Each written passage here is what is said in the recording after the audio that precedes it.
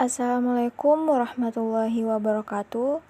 Perkenalkan, nama saya Alvina Fauzia Gredenggo. Di sini saya akan menjelaskan tentang lingkungan politik dan hukum dengan dosen pengampu Ibu Titi Haryanti, SE, MSI. Baik, langsung saja. A. Perjanjian internasional. Yang pertama yaitu pengertian perjanjian. Perjanjian internasional adalah salah satu sumber dari hukum internasional yang diakui oleh masyarakat internasional. Maka perjanjian internasional dimasukkan sebagai sumber hukum internasional yang dimuat dalam pasal 38 ayat 1 dari Piagam Mahkamah Internasional. Dalam perjanjian internasional juga mengenal asas Pacta sunt servanda yang menjelaskan bahwa perjanjian yang dibuat oleh para pihak akan mengikat dan harus ditaati. Pada pasal 1 ayat 1 Undang-Undang Nomor 24 Tahun 2000 tentang Perjanjian Internasional, yaitu perjanjian internasional adalah perjanjian yang dibuat secara tertulis serta menimbulkan hak dan kewajiban di bidang hukum publik.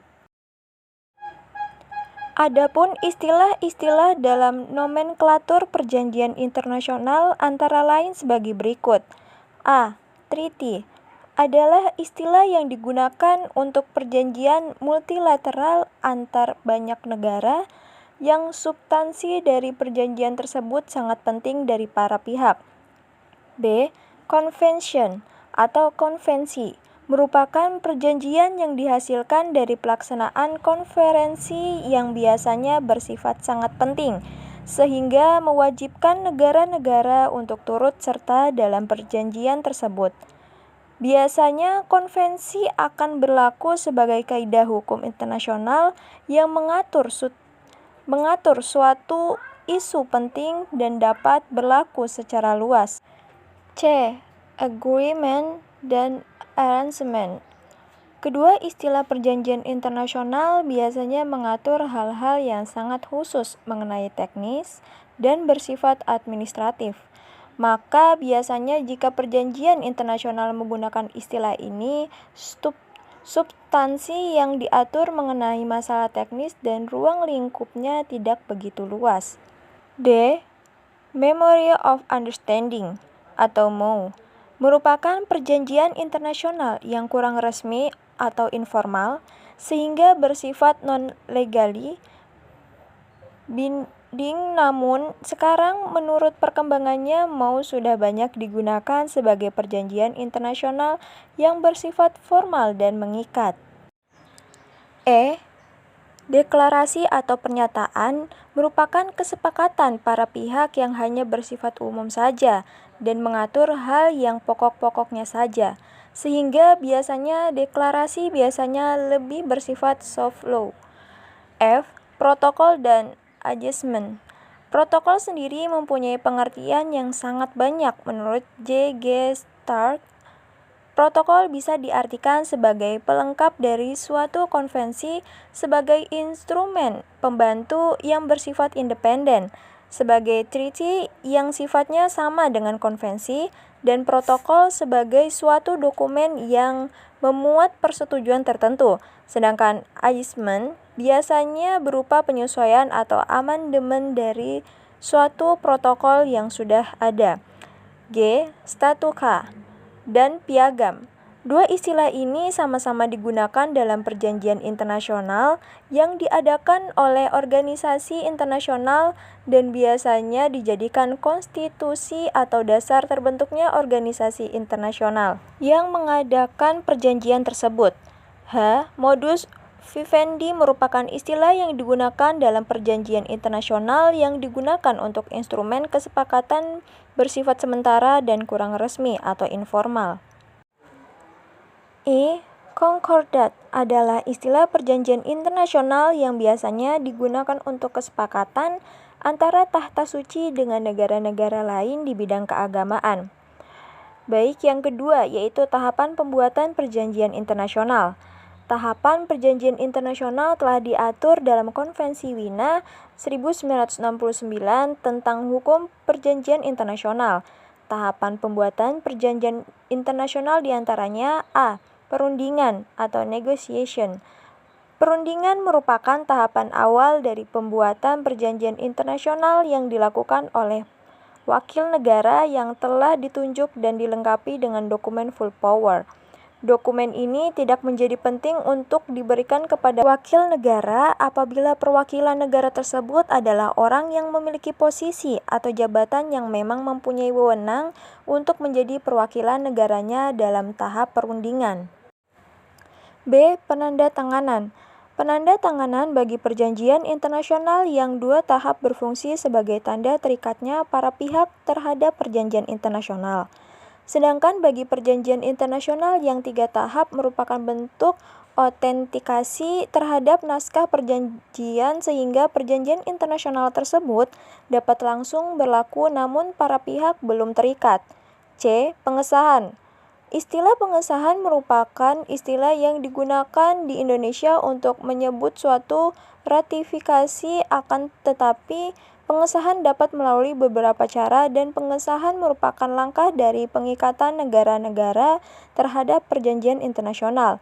Perjanjian bilateral tidak membutuhkan ratifikasi. Biasanya pada tahap akhir dalam perjanjian bilateral para pihak hanya akan menukarkan dokumen yang telah ditandatangani dan disimpan di Kementerian Luar Negeri masing-masing negara.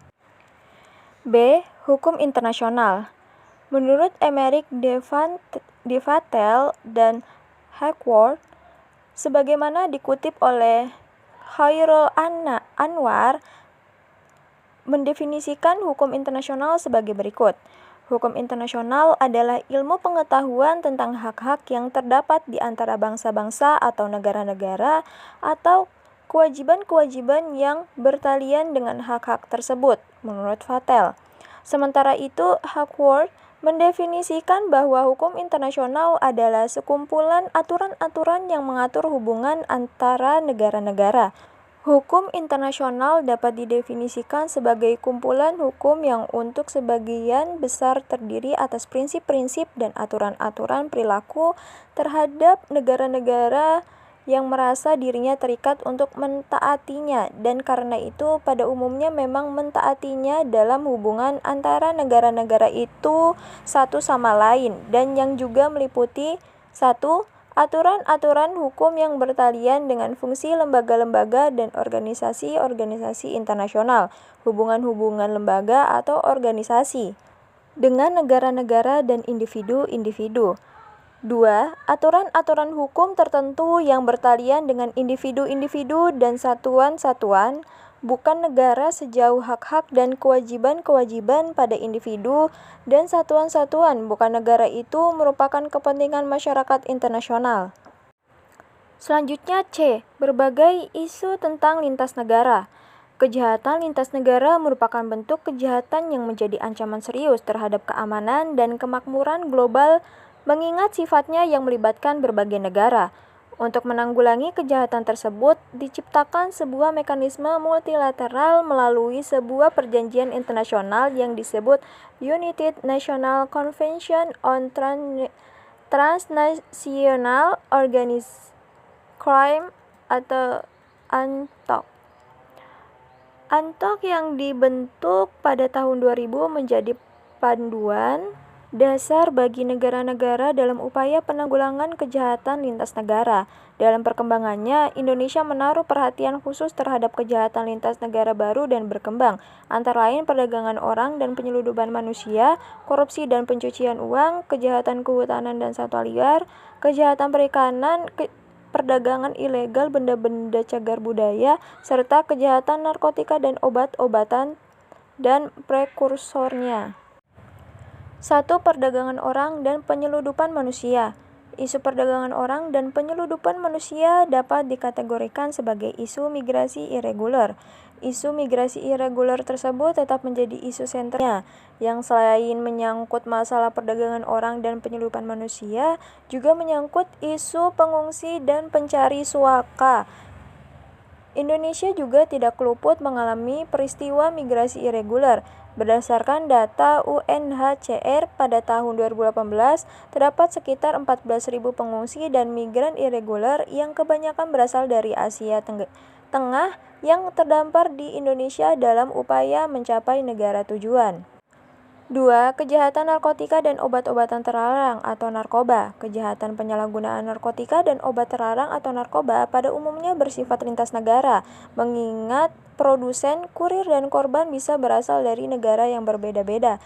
Untuk itu diperlukan kerjasama internasional karena tidak dapat ditanggulangi oleh satu negara sendiri. Mengingat kondisi geografis dan demografis, Indonesia telah menjadi salah satu negara tujuan dari peredar narkotika.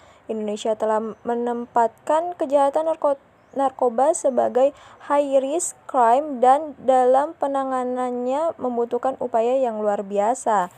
Untuk itu, Indonesia mendorong kerjasama internasional untuk meningkatkan upaya penanggulangan isu narkoba. 3. Kejahatan korupsi. Pencegahan dan pemberantasan korupsi merupakan prioritas utama pemerintah Republik Indonesia yang dilaksanakan pada tingkat nasional maupun global. Indonesia selalu berupaya menjalin kerjasama internasional dan kepentingan nasional, khususnya untuk peningkatan kapasitas para penegak hukum dalam pencegahan dan pemberantasan korupsi. Kerjasama internasional telah memiliki andil bagi keberhasilan KPK dalam mengembalikan kerugian negara sebesar 1,9 triliun rupiah dari hasil korupsi dari tahun 2005 sampai 2017. Selain itu, komunitas internasional termasuk para pelaku bisnis menghargai dan mengapresiasi upaya progresif Indonesia dalam pemberantasan korupsi. Sebagaimana kita ketahui, ranking Indonesia dalam Ease of Doing Business telah meningkat secara signifikan dari ranking 91 pada tahun 2016 menjadi ranking 72 pada tahun 2017. 4. Kejahatan perikanan. Indonesia sebagai negara kepulauan memiliki kepentingan besar dalam menjaga wilayahnya dan menegakkan kedaulatan termasuk terhadap kejahatan perikanan.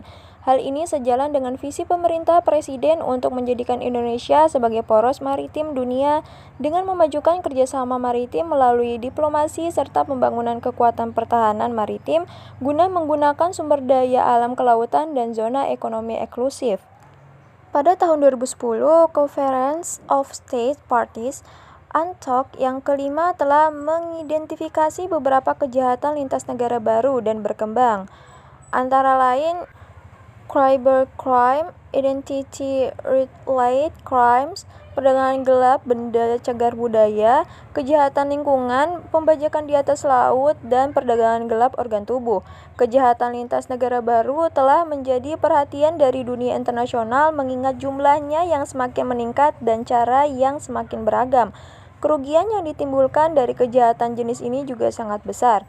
Indonesia terus-menerus berusaha untuk mendorong pengarusutan kejahatan lintas negara baru melalui berbagai forum internasional seperti pemeliharaan keamanan siber, pelindungan benda dan cagar budaya dari perdagangan ilegal, kejahatan perikanan, serta kejahatan kehutanan dan perdagangan satwa liar.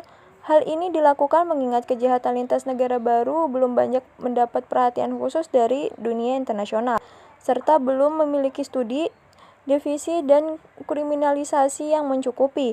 Kerjasama internasional dalam menanggulangi kejahatan-kejahatan tersebut dapat lebih ditingkatkan. Indonesia memiliki kepentingan besar agar kejahatan lintas negara baru dapat diatur secara lebih komprehensif mengingat kerugian besar yang ditimbulkan dari kejahatan tersebut, termasuk dengan cara kerjasama dengan rangka peningkatan kapasitas penegak hukum dan pertukaran informasi. Sekian presentasi yang dapat saya sampaikan. Mohon maaf bila banyak kesalahan kata. Sekian dan terima kasih. Wassalamualaikum warahmatullahi wabarakatuh.